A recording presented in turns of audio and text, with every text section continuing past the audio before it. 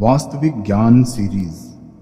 इसके माध्यम से आपको लॉ ऑफ अट्रैक्शन, मेडिटेशन, आध्यात्म और वो सभी ज़रूरी बातें सिखाई जाएंगी जो आपके जीवन को सरल और सफल बनाएंगी। गुरुजी, एक व्यक्ति के अंदर कौन कौन से गुण होने चाहिए जिससे कि वो बहुत आसानी से सफल हो जाए? सफल होने के लिए अपने अंदर बहुत से बदलाव करने पड़ते हैं। ऐसे बहुत से गुण हैं जो हमारे भीतर होने अनिवार्य हैं, लेकिन आज मैं उनमें से एक गुण के बारे में तुम्हें समझाता हूँ। आज का विषय है वाणी, यानी आपकी बोली। भाषा किसी भी देश या किसी भी प्रांत की हो, लोग उसे तभी सुनेंगे जब उसमें मिठास हो। कबीरदास जी ने कहा है कि ऐसी वाणी बोलिए जो मन का आपा खोए, औरन को शीतल करे और आप भी शीतल होए।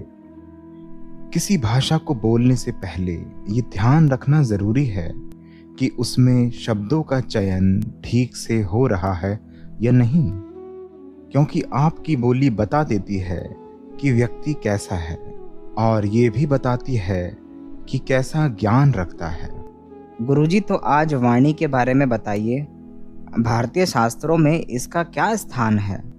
सुनो बच्चा, वाणी ईश्वर प्रदत्त एक दैवीय उपहार है जिसे भारतीय शास्त्रों में सरस्वती का निवास स्थान माना जाता है। वाक् शक्ति के रूप में इसका वर्णन वहां आता है। यहाँ के माध्यम से प्रकट ध्वनि को शब्द ब्रह्म की उपमा दी गई है। मंत्र शक्ति के रूप में इसका ही सूक्ष्म रूप प्रकट होता है। इसकी सामर्थ्य में वरदान से लेकर शराब के घटित होने के किस्से शास्त्रों में भरे पड़े हैं। वाणी लोक व्यवहार में क्या महत्व रखती है गुरुजी? शास्त्रों में शब्द की उपमा क्या दी गई है? लोक व्यवहार में वाणी का अपना महत्व है, जो सामाजिक जीवन में सफलता से लेकर आंतरिक शांति, संतोष का आधार बनती है। वाणी का स्थूल स्वरूप जहाँ वैश्वरी के माध्यम से मुख द्वारा उच्चारित किया जाता है, तो वहीं परा पश्यंती और मध्यमा के माध्यम से अंतकरण की वाणियां प्रस्फुटिक होती हैं। इससे भी आगे शास्त्रों में शब्द को ब्रह्म की उपमा दी गई है। शब्द की बड़ी सामर्थ्य बताई गई है। जब हम किसी शब्द का उच्चारण करते हैं तो उसका प्रभाव न केवल व्यक्ति के गुप्त मन पर पड़ता है, अपितु सारा संसार भी इससे प्रभावित होता है, क्योंकि शब्द का कभी लोप नहीं होता। प्रत्येक शब्द वायुमंडल में गूंजता रहता है और वह समान धर्मी व्यक्तियों के गुप्त मन से टकराकर उसमें तदनुकूल प्रतिक्रिया उत्पन्न करता रहता है।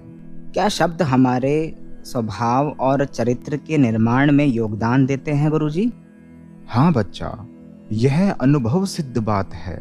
जिसके भी प्रति हम शब्दों द्वारा अच्छी भावना प्रकट करते हैं, वह व्यक्ति जाने अनजाने में ही हमारा प्रेमी और शुभचिंतक बन जाता है। और इसके विपरीत जिनके बारे में हमारे विचार या शब्द कलुषित होते हैं, वो अनायास ही हमारे अहित चिंतक शत्रु बन जाते हैं। अर्थात शुभ एवं मंगल वाणी से इस पूरे जगत में सद्भावना का प्रचार होता है, जिससे समाज का वातावरण आनंद और उल्लासपूर्ण बन जाता है। प्रत्येक शब्द हमारे अंतःकरण पर एक अमिट गुप्त छाप छोड़ जाता है, जो हमारे स्वभाव और चरित्र के निर्माण में योगदान देता है। क्या गुरुजी, आप ये कहना चाहते हैं कि हमें बोलते समय सावधानी बरतनी चाहिए और शब्दों का सही चयन करना चाहिए?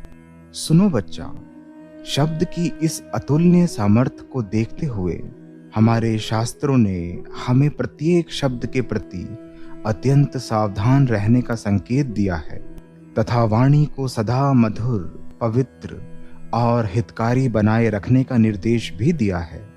गोस्वामी तुलसीदास जी के शब्दों के अनुसार तुम इसे समझ सकते हो। तुलसी मीठे वचन ते, सुख उज्जत चहु और, वशीकरण एक मंत्र है, तज दे वचन कठोर। और इसी तरह दूसरा वचन, कागा काको धन हरे, कोयल काको दे। मीठी वाणी बोलकर सारे जग को बस में कर ले। ना तो कौवा किसी से कुछ छीन रहा है और ना ही कोयल किसी को कुछ दे रही है, लेकिन फिर भी कोयल की आवाज सबको बहुत मधुर लगती है और वो सबका दिल जीत लेती है। प्रेम का संगीत सुनाती है, प्रेम का संदेश चारों ओर फैलाती है।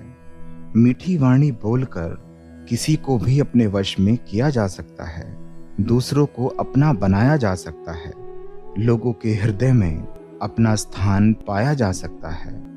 साथ ही शास्त्रों में वाणी के सत्य और कल्याणकारी स्वरूप पर भी बल दिया गया है। गुरुजी, अविवेकपूर्ण सत्य बोलने से दूसरे निर्देशों को क्या कष्ट उठाना पड़ सकता है और उन शब्दों के कहने वाले को भी क्या पाप लग सकता है? महर्षियों ने कहा है कि सत्य का प्रयोग जीवों के हित के लिए करना चाहिए, अहित के लिए कभी नहीं। जिसके बोलने से प्राणियों की हानि होती है वह सत्य होते हुए भी असत्य और पाप ही माना जाएगा। ऐसे अविवेकपूर्ण सत्य बोलने से दूसरे निर्देशों को कष्ट उठाना पड़ सकता है और कहने वाले को भी पाप लगेगा। इसीलिए परिस्थिति को भली प्रकार विचार कर विवेक का सहारा लेकर सबके लिए कल्याणकारी होकर व्यक्ति को ऐसी ही वाणी बोलनी चाहिए। तो क्या हम ये मानकर चलें कि वाणी अमृत या विष दोनों का काम करती है गुरुजी? हाँ, ये सच है कि वाणी अमृत और विष दोनों का काम करती है। जो वाणी सत्य, उत्साह तथा उल्लास बढ़ाने वाली है, निष्कपट, मधुर तथा हितकार होगी, वही अमृत तुल्य कहलाएगी। इसके विपरीत जिस वाणी में कठोरता, अहमनता, उपहास, कटुता, द्वेष भाव, छिछोरापन आदि होगा, वह अपने और दूसरों के लिए भी विष का कारण बन सकती है। ये पूरी तरह हानिकारक होगी। गुरुजी, क्या हमारी वाणी से लोक कल्याण के साथ आत्मनिर्माण का प्रयोजन भी सिद्ध होता है? हाँ, ये भी सच है कि वाणी से लोक कल्याण के साथ आत्मनिर्माण का प्रयोजन भी सिद्ध होगा। अपने मन को हमेशा सत्य संकल्प पूर्ण वाणी से संबोधित करते हुए उसे सन्मार्ग पर चलने की प्रेरणा दी जा सकती है। मन को एकाग्र और शांत करके एकांत में ऐसे शब्दों का उच्चारण किया जा सकता है जिससे उसे नई चेतना और नई प्रेरणा मिले। इस प्रकार के आत्मनिर्देश पूर्ण शब्दों द्वारा व्यक्ति अपनी मानसिकता, आत्मबल और पर्याप्त मात्रा में जीवन को पवित्र, सुखी और संपन्न बना सकता है। आज इसी क्रिया को लोगों ने अफर्मेशन का नाम दे रखा है।